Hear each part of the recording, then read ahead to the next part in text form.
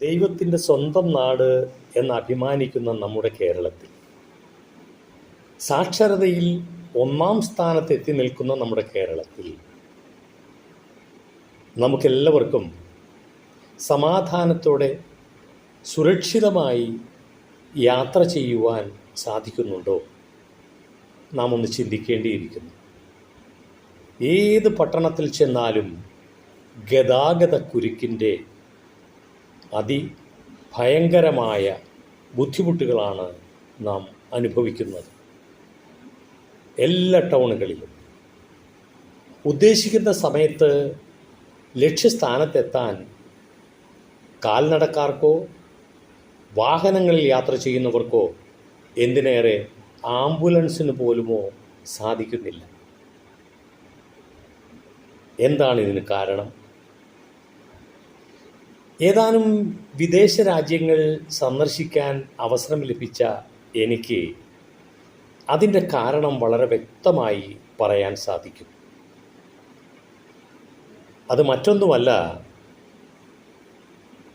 റോഡുകളിലേക്ക് ചേർന്ന് നിൽക്കുന്ന കച്ചവട കേന്ദ്രങ്ങൾ തന്നെയാണ്.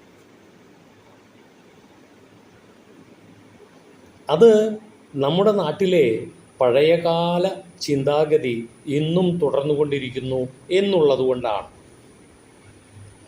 റോഡിനോട് ചേർന്ന് നിന്നാലേ എനിക്ക് കച്ചവടം കിട്ടൂ, അല്ലെങ്കിൽ ആ സ്ഥാപനത്തിൽ കച്ചവടം ഉണ്ടാകൂ എന്നുള്ള ധാരണ എല്ലാവരെയും നിയന്ത്രിക്കുകയാണ്.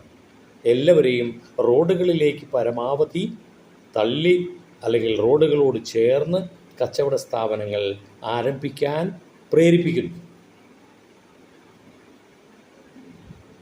ഇതുകൊണ്ട് തന്നെ റോഡുകൾക്ക് വീതി ഇല്ലാതായിരിക്കുന്നു.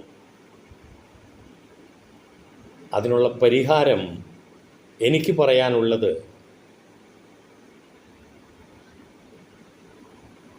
സൗകര്യപ്രദമായ സ്ഥലങ്ങൾ കണ്ടെത്തി കച്ചവടങ്ങൾക്കും പാർക്കിങ്ങിനും സൗകര്യങ്ങൾ ഒരുക്കുക. എല്ലാ റോഡുകളും കുറഞ്ഞത് 4 ലൈൻ ആക്കി പരിഷ്കരിക്കുക. റോഡ് സൈഡിലുള്ള ആരാധനാലയങ്ങൾ പൊളിച്ചു നീക്കുക.